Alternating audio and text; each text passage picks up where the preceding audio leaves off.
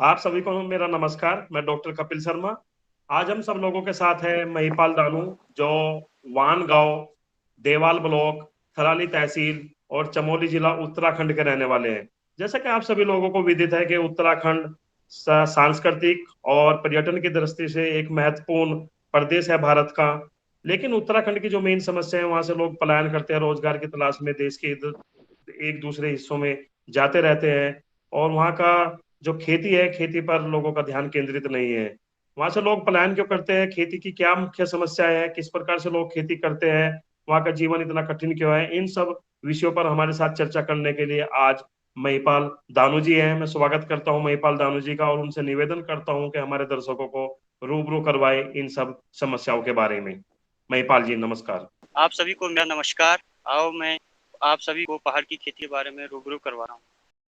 नमस्कार दोस्तों, मैं महिपाल सिंह दानू। आज हम बात करने जा रहे हैं पहाड़ में खेती कैसे की जाती है। उत्तराखंड के चमोली जनपद स्थित वाण गांव में खेती कैसे की जाती है। मैं आप सभी को इस वीडियो के माध्यम से यहाँ की खेती के बारे में बताने जा रहा हूँ। जैसा कि आप सभी को पता होगा कि पहाड़ का जीवन बहुत कठिन होता है। यहाँ का जीवन बड़े संघर्षों के साथ व्यतीत होता है।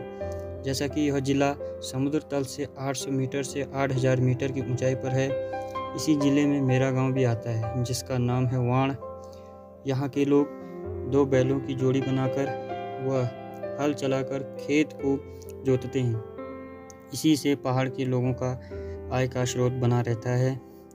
पहाड़ के खेत सीढ़ीदार होते हैं, जहाँ तक कि यहाँ के किसान लोग वर्षा के भरोसे से आज तक खेती करते हुए आ रहे हैं। यहाँ सिंचाई का कोई भी साधन नहीं होता है। पहाड़ में ज़्यादातर महिलाएं खेती करते हैं, जिसका लगभग 60% महिलाएं कृषि कार्यों पर निर्भर हैं। यहाँ के किसान क्यों छोड़ रहे हैं? आखिर पहाड़ी किसान लगातार खेती से क्यों दूर जा रहे हैं? पहाड़ों में लोग खेती से इसलिए हट रहे हैं क्योंकि पहाड़ी क्षेत्रों में मंडियाँ नहीं हैं। किसान अपने उत्पादों को कहाँ बेचेगा? मंडियाँ तराई क्षेत्र में हैं। अगर किसान अपने उत्पाद को तराई क्षेत्र में बेचने जाएगा तो ढुलान का खर्चा उसके मुनाफे से अधिक पड़ जाएगा। उस पर भी जंगली जानवरों का आतंक है, जैसे खास तौर पर जंगली जानवर सूअर। ऐसे में पहाड़ का किसान कैसे खेती करेगा? क्योंकि यहाँ पर खेती करने के उपकरणों एवं साधनों की बहुत कमी है। अगर हमें पहाड़ में कृषि करना है तो लोगों को जागरूक करना पड़ेगा और कृषि के क्षेत्र में लोगों को प्रोत्साहित भी करना पड़ेगा। पहाड़ से बहुत सारे लोगों ने पलायन कर दिया है। पहाड़ शब्द ही अपने में बहुत कुछ समेटे हुए हैं।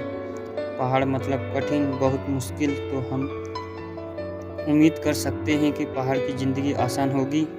ये मुश्किलें तब और बढ़ जाती हैं जब संसाधन कम हो जाते हैं। उत्तराखंड और कई पहाड़ी राज्य पलायन की मुख्य समस्या से ग्रसित हैं, लेकिन यह एक प्रश्न है कि इस समस्या से निपटने के लिए प्रयास कितने हो रहे हैं। उत्तराखंड का बोझ पहाड़ों से हटकर देहरादून, हरिद्वार, ऋषिकेश, हल्द्वानी, नैनीताल, हाजीपुर जगहों पर पड़ रहा है।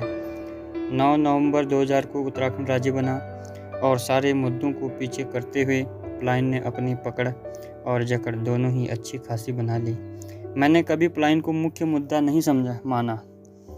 पलायन वजह ही नहीं बल्कि एक प्रभाव है। उदाहरण के लिए, अगर आप एक खेत में अच्छी मिट्टी, खाद, पानी की सही मात्रा ना हो, बाहर का तापमान अनियंत्रित हो और वहाँ पर एक फसल उगा दी जाए तो क्या वहाँ पर फसल होगी? कारण खाद, मिट्टी, क्या तापमान, पानी है और उसका प्रभाव फसल का ना होना। यही बात पलायन पर भी लागू होती है। किसी एक जगह पर सही से पानी, बिजली, सड़क, शिक्षा, खेती, स्वास्थ्य और रोजगार के लिए संसाधन नहीं होंगे तो नतीजा पलायन के रूप में ही बाहर आएगा। हमें पलायन को रोकने के लिए कारणों का निवारण करना होगा। पलायन खुद रुक जाएगा। कृषि योग्य भूमि का कम होना और साथ में हमारे परंपरागत अनाज को उसका उचित स्थान न मिलना पलायन का एक महत्वपूर्ण कारण है। उत्तराखंड के उन किसानों पर किसी का ध्यान नहीं जाता जो कभी जौ, बाजरा, कोदा, झंगोरा उगाते थे।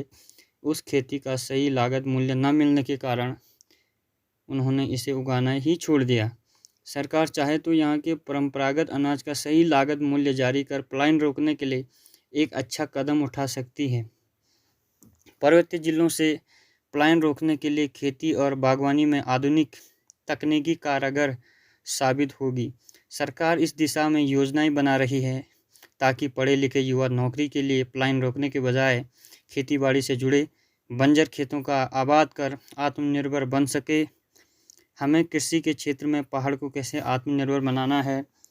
आत्मनिर्भर भारत देश की एक अहम प्राथमिकता है। आत्मनिर्भर कृषि और आत्मनिर्भर किसान इस दिशा में कदम उठाया गया है और इस कोरोना काल में ही कुछ दिन पहले किसानों को आधुनिक ढांचागत सुविधा देने के लिए 1 लाख करोड़ का कृषि बुनियादी ढांचा कोष बनाया है। इस कदम से किसानों की आय बढ़ाने और ग्रामीण अर्थव्यवस्था को गति देने में मदद मिलेगी। अब कृषि के क्षेत्र में गांव के किसानों को आत्मनिर्भर बनाने की आवश्यकता है। उन्नतशील खेती के लिए हमें परंपरागत कृषि प्रणाली अपनानी होगी। पशुधन से प्राप्त होने वाले अपशिष्ट पदार्थों से जैविक खाद्य बनाएं। अब हमें जीरो बजट की खेती की अवधारणा पर आगे बढ़ना होगा।